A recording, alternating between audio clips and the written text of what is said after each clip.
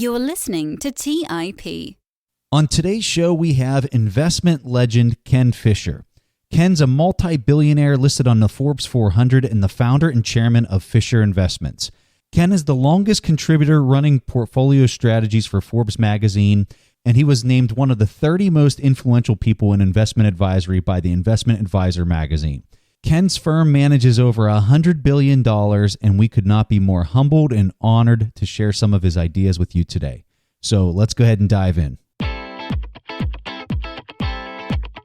You are listening to The Investors Podcast, where we study the financial markets and read the books that influence self-made billionaires the most.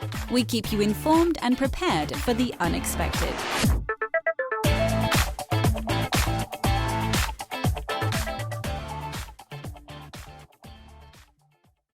Hey everybody, welcome to today's show. I'm your host, Preston Pish, and as always, I'm accompanied by my co-host, Stig Broderson. And like we said in the introduction, we got the one and only Ken Fisher with us today. Mr. Fisher, welcome to the show. Thanks for having me. It's an honor to be able to be on your show. Well, that is very kind of you. So, Ken, let's go ahead and jump into the first question here. Take us back to the old days. Why in the world did you start this little investment firm that now manages $100 billion today? When you ask how it is that I started the company, I was too stupid to know any better. Fact of the matter is, I basically had staggered around for about 10 years trying to do all kinds of stuff in finance and did a little of this and a little of that and a little of the other, most of which never worked very well.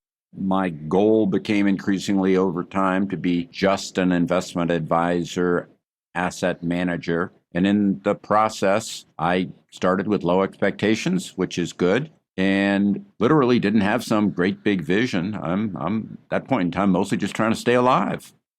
And you did manage that for sure. I know you're a very modest person, Ken, but if I can ask you, what is the key? I don't know if there's just one key, but if you should mention some of the keys you had to success building your own company, what would that be? I think I've had a lot of advantages in life that a lot of other people don't have, although some people do. One of the biggest ones that I regularly cite is that I was a baby brother.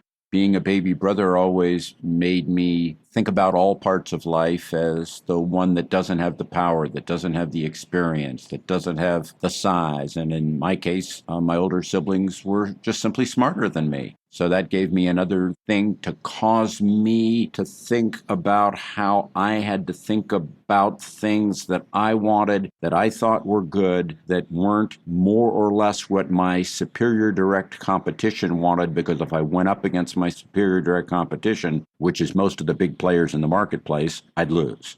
That mindset, I think, is terribly important. In my view, and it was my view then, not when I was a little kid growing up, but it was my view early in my professional career that for the most part, capital markets realm is full of people who display what more recently behavioralism has come to call overconfidence, and that overconfidence impairs them. This is a realm where if you're the greatest in the world, you're still probably right no more than 70% of the time, and therefore you better be used to being wrong a lot and be comfortable with it. So the other part is kind of being, in some ways, tough like a boxer has to be tough. If you can't take a financial, emotional punch, you're not going to survive doing this.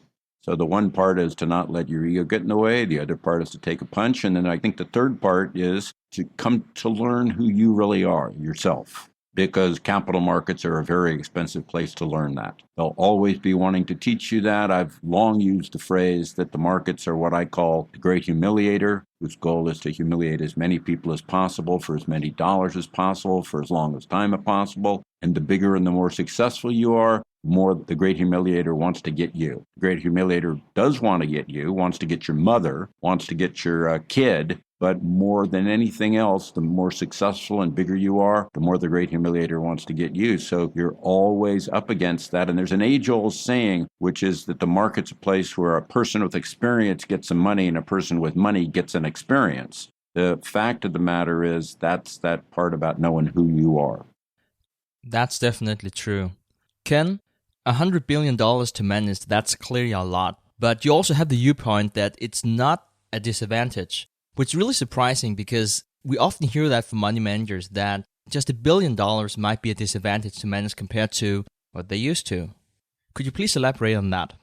I don't think there's many disadvantages at all. That view is common, but I think it's misunderstood. I don't have any money. $100 billion is peanut.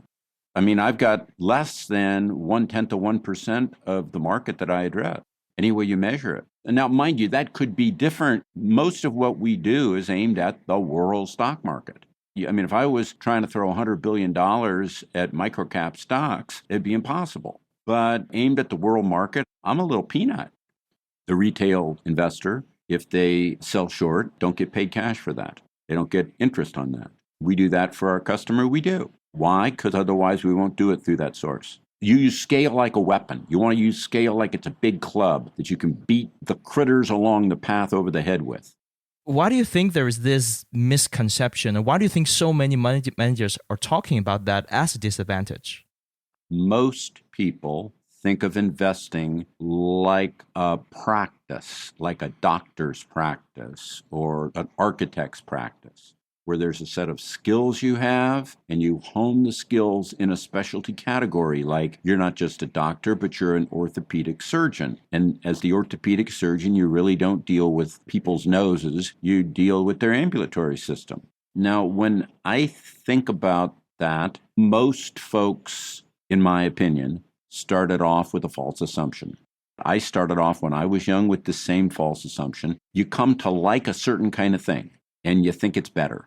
And you keep working on that thing. And that thing, which might be, for example, small cap stocks and being a small cap manager, it has limitations. You might think it's value. You, in your background, have been value oriented. And you think value's better. I think that's ridiculous. The fact of the matter is I don't think anything's better. I think that's a statement that's anti-capitalistic. The fact of the matter is growth, value, big, small categories like tech versus healthcare over very long time periods end up with nearly identical returns. And it's the last few years, wiggles mostly, that separate one above the other over the course of a long prior period. Yet most practitioners, they got this thing they like to do. And that thing slots them down into narrowness. And that narrowness does provide liquidity limitations onto them. But in reality, once you accept that in the long term, category A, B, C, L, Q, and W all end up with similar equity returns, then you end up thinking about the world and the whole world and how you place yourself against the world at a moment of time. There's still liquidity constraints, but they're so much higher. Tech's a pretty broad category, but it's still got its limitations. Or being a small cap manager, or worse, where I started. I mean, when I was very young, what I did didn't even have a name, but it's what we today call small cap value. I was one of the first dozen firms in any institutional small cap value peer groups once upon a time. And in that era and that time, if that's what I was doing today, yeah, that'd have real limitations. But the fact is, I came to view over a period of time in a Markowitz-like sense that small cap value is just the portfolio management alternative in terms of mean variance optimization to big cap growth. And that the reason you should have small cap value in a portfolio is as an insurance policy against when big cap growth doesn't work. And that small cap growth was a portfolio insurance function against big cap value. And that U.S. is an insurance policy against the rest of the world, and the rest of the world's an insurance policy against America. And that you think of the whole world, and then you say, relative to where we are now, based on everything that I can understand about how markets work, how should I be tilted compared to that world? What should I be overweighting? What should I be underweighting? What are the things that ought to work now? What are the things that shouldn't be working now? Then you build up what I call capital market science about that, the technology of how markets work. You then end up with heuristic biases, but you still use those to say, we ought to be overweight this stuff and underweight that stuff. And you think in a kind of a global top-down basis, trying to not have a bias in favor or opposed to any one thing. But what that does is it gives you much greater liquidity. I think most practitioners get themselves slotted into these categories because they like them. Like maybe somebody that collects stamps or coins. They just like the stuff. People say stuff like, what areas do you like the most? Well, in the long term, I don't like any of them the most, other than the whole world, other than capitalism. It's kind of like saying, which of your kids do you love the most? It's like, well, they're all different. So, Ken, your investing approach involves starting from the top down. You look at the global picture and then drill deeper into the micro Talk to us about this approach. Sure. You first look at the whole world and you break it down into categories like US versus other parts of the world. Simultaneously, you break it down into things like sectors, growth versus value, and big versus small, stuff like that. And then you say, based on where we are now, which parts of that should do best? And then you look within those for your stocks to select from. So you apply stock selection techniques sort of to the haystack once you've winnowed out most of it. As opposed to looking for needles in a haystack, your first part is trying to get rid of most of the haystack, even though you get rid of some needles with it. Let me give you a perfect example. Most people think the U.S. market has done better than the non-U.S. market of late. And the fact is, that's true if you look at the S&P 500 versus something like IFA or whatever. But if you extract technology out of all the sectors, then you find out that America's done pretty much exactly the same that Europe has over the last few years. It's almost identical. It's down to a rounding error. People don't think that way because they think of U.S. versus foreign only, and then people would say, as I often hear, why would I possibly invest outside of America when America's doing so much better than non-America? And the answer is because we are tech in America. The American tech dominates global tech.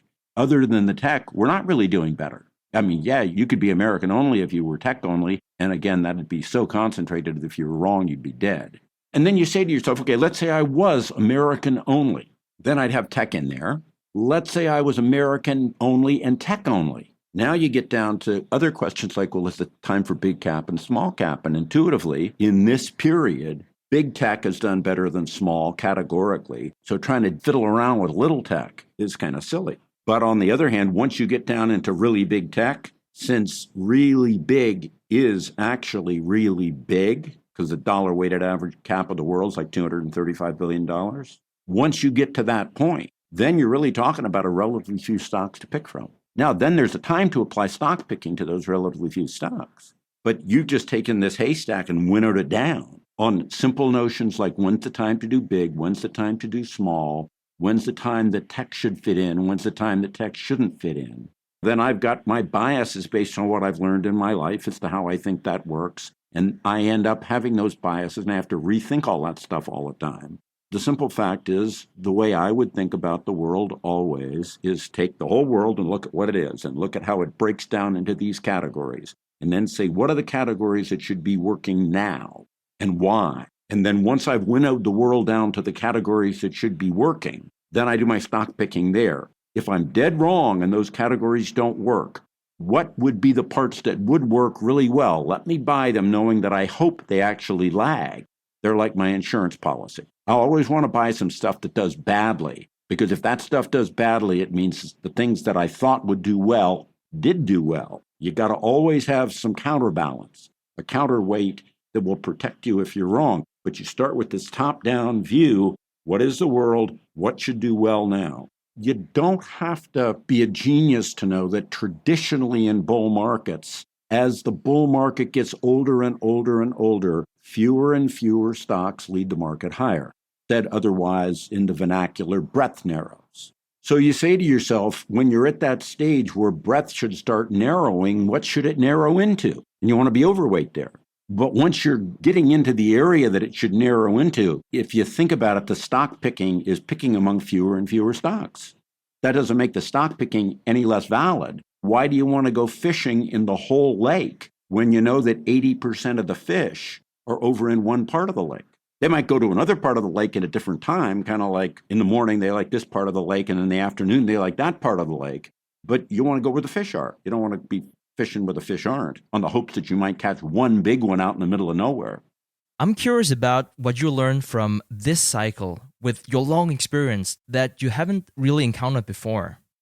If you think of this cycle, which is now 10 years old, more or less slicing in time in half the 21st century to date, that's also perfectly parallel to what you could view as the global deterioration of the news business. The news business really peaks in 1990, but it's going gangbusters through the 1990s into 2000 and really starts deteriorating after that, tied to the internet.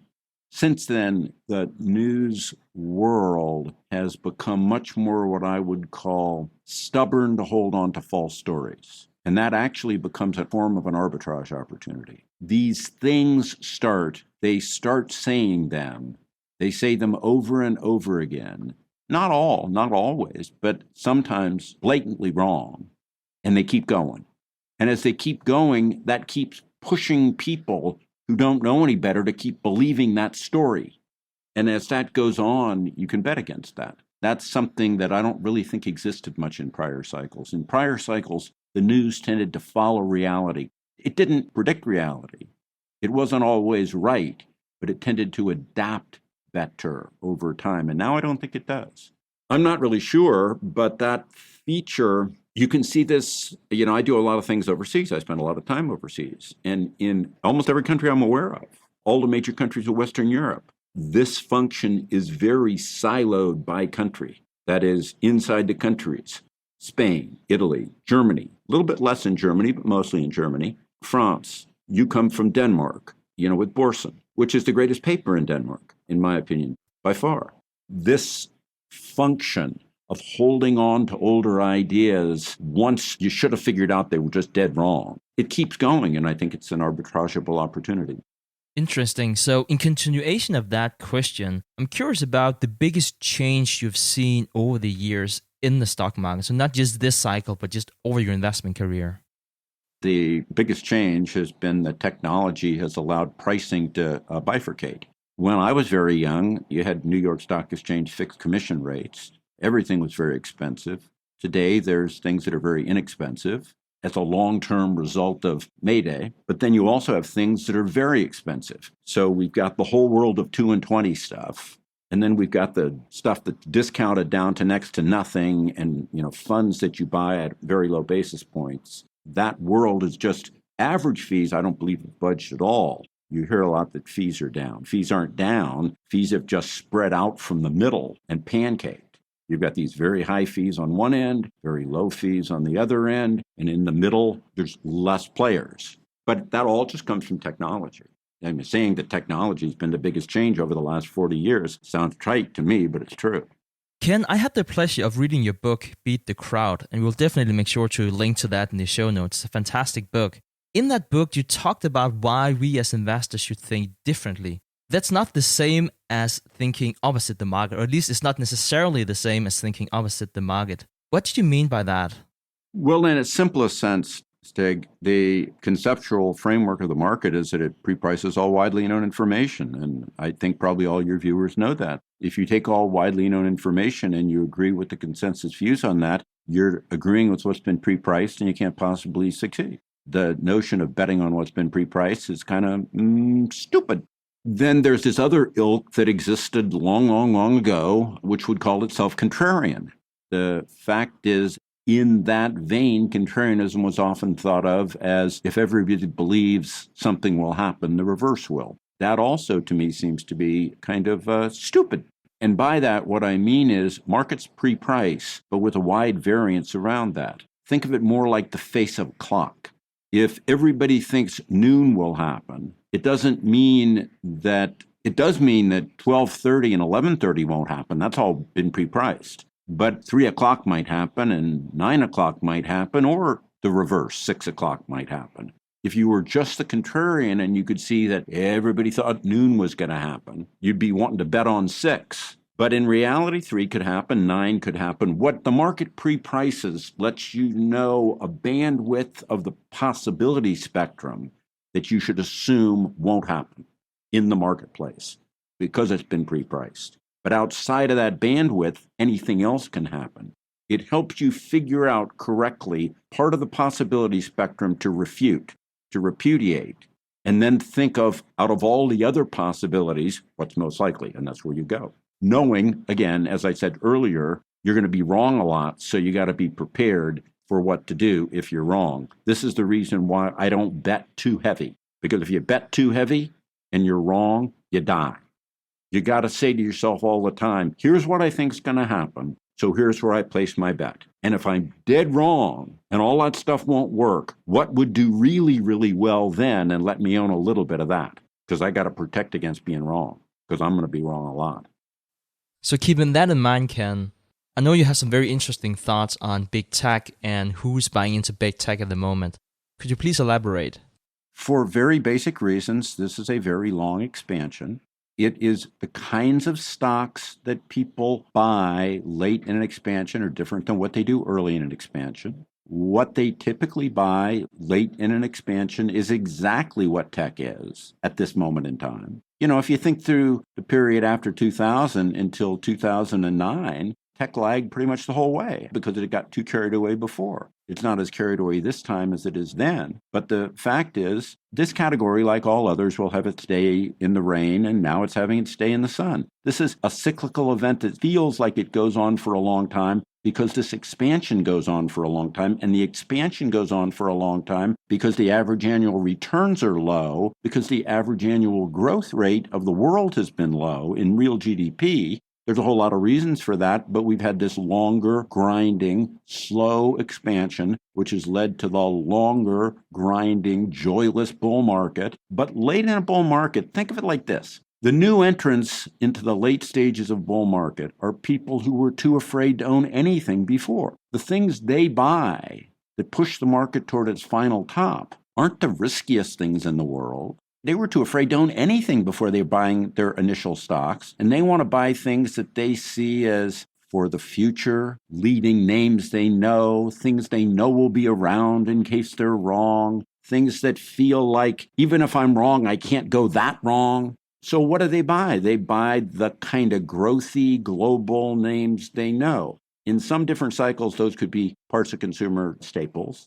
They could be in a different cycle, healthcare, drugs. But it's pretty common for them to be big, high quality, growing tech because it's got that part where somebody can say, I can buy it and put it away for 10 years and I'll be fine, which is exactly what people thought in 1998 and 1999 as they were buying the then mega cap tech stocks, which actually were fundamentally sound companies pretty much. A lot of hot air in a lot of the little tech companies then, but not in the big high-quality ones. And yet, for the next decade, the big high-quality ones lag. The time when the little stocks and things that might be thought of as riskier as a category tend to lead is coming out of the bottom of a bear market. And they do that coming out of the bottom of a bear market because the kind of people that are buying then are exactly the reverse of the late-stage buyer. These are the people that are hard gut, steady as you go, looking for big wins, willing to do it among companies that if the world was as bad as people once upon a time thought it might be in that recession and bear market, if the world was really that terrible, those companies probably go out of business and they get that big bounce. If you go back to the history of stuff like the work that Bonds did or Ibsen Sinkfeld, all the so-called small cap effect, all that comes off the bottom, the first 20% of 5 bull markets, bouncing off the bear markets. You wipe those 5 out, and in the rest of history, big cap actually did better than small cap.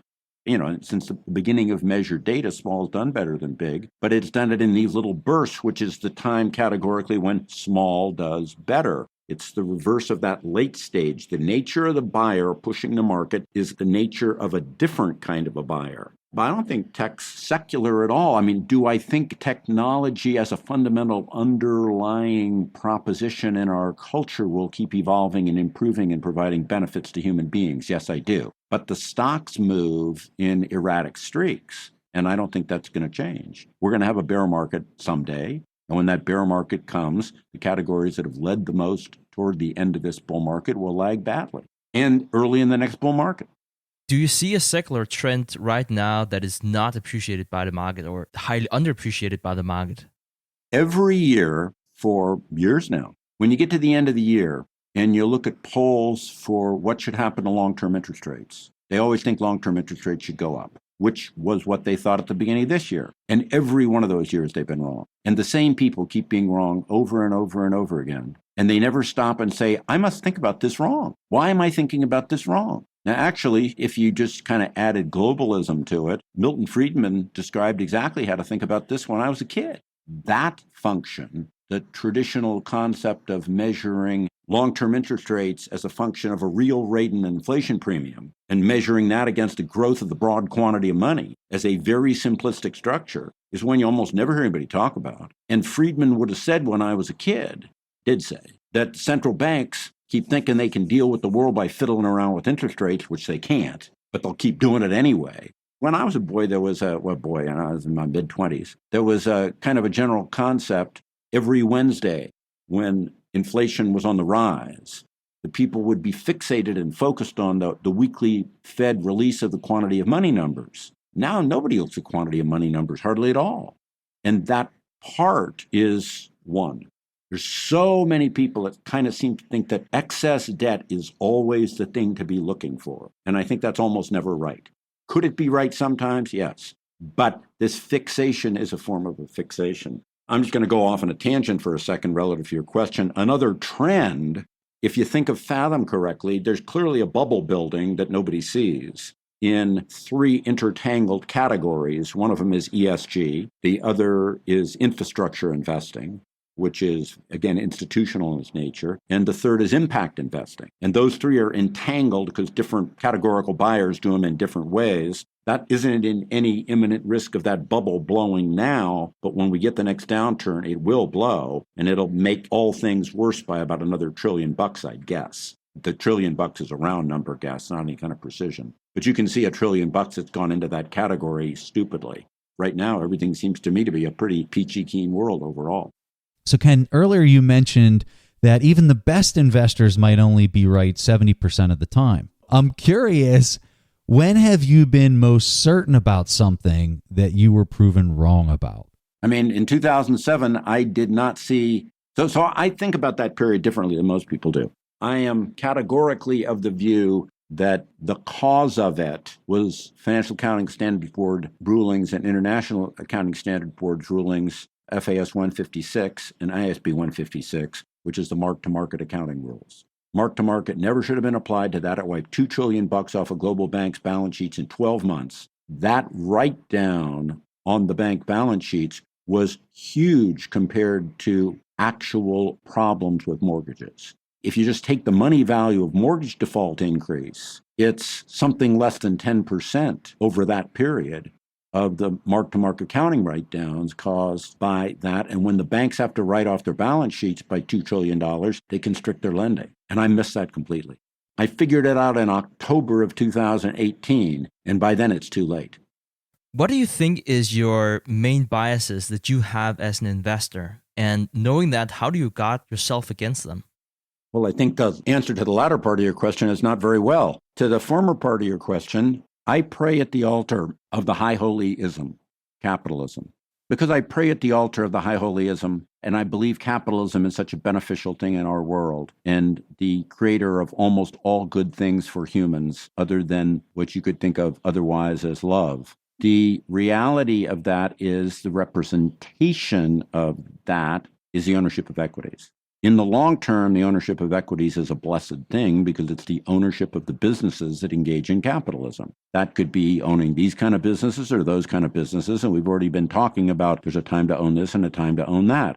My bias after this long preamble is that you should always be bullish unless you've got a good reason to be bearish. And good reasons to be bearish are relatively far and few between. If you just think about what markets do is they pre-price all widely known information. You know, if you can read about it in the papers and all like that and hear about stuff commonly that you can talk to your normal friends on the street with, you know, some agree, some disagree, they quibble, they squabble, but that's the stuff markets are pre-pricing. You got to see big bad things that aren't pre-priced to justify going bearish. In my mind, that's possible, but it's non-trivial. So let me go at that a different direction.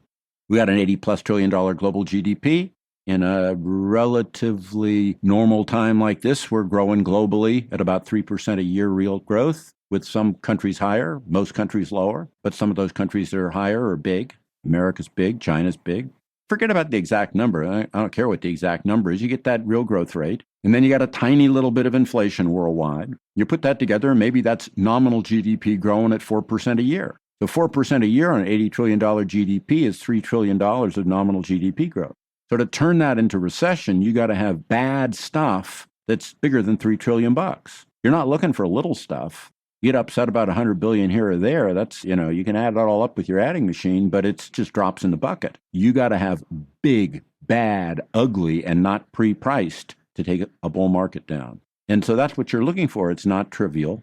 It's not getting all exercised because the Fed might do some stupid thing a little bit wrong, which I assume they do most of the time. The fact is you're looking for big, and you're looking for bad, and you're looking for not what everybody's been yakking about for a long time. And that's non-trivial. So my bias is to be bullish unless I've got a good reason to be bearish. And the way I try to protect myself is to keep looking for that big bad thing all the time. Ken, you have many fans in the investing community, despite how humble you are about your own mistakes. And a lot of people have followed your career over the years. If I could put you on the spot and ask, what piece of advice would you like to pass on to the next generation of investors, and why? The one that I just rendered actually is probably a pretty good one, is you should be bullish unless you've got a really good reason to be bearish that other people don't have. You should really strive to come to know who you really are, because the marketplace is an expensive place to learn it. You should spend a lot of time learning how markets really work and looking at the total macro top-down view, in my view, rather than trying to be somebody seeking needles in a haystack, because when you're trying to seek needles in a haystack, what you mostly get is a lot of hay stuck in your clothes. You ought to presume, as I said earlier, that even if you're really, really as good as they get, which you probably aren't, you're still going to be wrong a lot. So you better be ready and be emotionally comfortable with what happens when you're wrong, because you're going to be. If you're just the greatest thing since sliced bread in capital markets, you're still going to be wrong a lot of the time. You better be ready to take a punch. That's part of knowing who you are. And finally, that part, I said before that I think I had a huge advantage being a baby brother. For those who aren't baby brothers or sisters, learning to think in terms of the fact that you're always up against competition, no matter how smart you are, the market's smarter. That you got to be thinking about the fact that you're always up against a great humiliator. These are all fundamental basic things. Ken, we truly can't thank you enough. What an honor to have you here. And I'm sure everyone listening is very thankful you took your precious time to share such valuable lessons. My pleasure. Honor to be on your show. All right, so at this point in time in the show, we'll play a question from the audience. And this question comes from Ahmed. Hello, Preston and Stig. Thank you very much for the information you provide on the podcast. I've been reading about factor investing for a while, and it really makes sense for me. And what it states is that an investor should consider various factors such as growth, value, momentum, size, volatility, and using it yields better returns and creates the alpha over the market. I would really like to know your insights and thoughts about factor investing. And thank you very much, guys. Great question, Ahmed. So let's first define what factor investing is. So factor investing is when you have a large basket of stocks that all have something in common. And what they have in common is what you as an investor think will outperform the benchmark. So you might have a value factor, meaning that out of 1,000 stocks, you will invest in the 500 stocks with the lowest price to earnings, price to book, or whatever metric the ETF is set up to. You can have a ton of other factors like equal weight, small cap, growth, as you mentioned, and much more. Historically, factor investing has been profitable. For instance, an equal-weighted S&P 500 index has outperformed the regular S&P 500 index by 1 to 2%. Value has outperformed closer to 2%. So yes, I generally like factor investing. The key here is really to understand where you are in the cycle and the drivers of the cycle. For instance, the Russell Value Index has underperformed the Russell Growth Index the past 12 years. As counterintuitive as this might sound, it makes me more likely to invest in value because growth performed better in a bull market, and we had a bull market for more than 10 years, and we know that value investing performs better in the bear market. So really to sum up, yes, I like factor investing, but only if you as an investor know the drivers of why and when the factors will work. All right, Ahmed, I can't add any further value to what Stig just said. I think he hit the nail on the head. So for asking such a great question, we have an online course called our Intrinsic Value course that we're going to give you completely for free. Additionally, we have a filtering and momentum tool, which we call TIP Finance. We're going to give you a year-long subscription to TIP Finance completely for free. leave us a question at asktheinvestors.com. That's asktheinvestors.com. If you're interested in these tools, simply go to our website, theinvestorspodcast.com, and you can see right there in our top level navigation, there's links to TIP Finance and also the TIP Academy where you'd find the intrinsic value course. All right, guys, that was all that Preston and I had for this week's episode of the Investors Podcast. We'll see each other again next week. Thanks for listening to TIP. To access the show notes, courses, or forums, go to theinvestorspodcast.com. To get your questions played on the show, go to asktheinvestors.com and win a free subscription to any of our courses on TIP Academy. This show is for entertainment purposes only. Before making investment decisions, consult a professional. This show is copyrighted by the TIP Network. Written permission must be granted before syndication or rebroadcasting.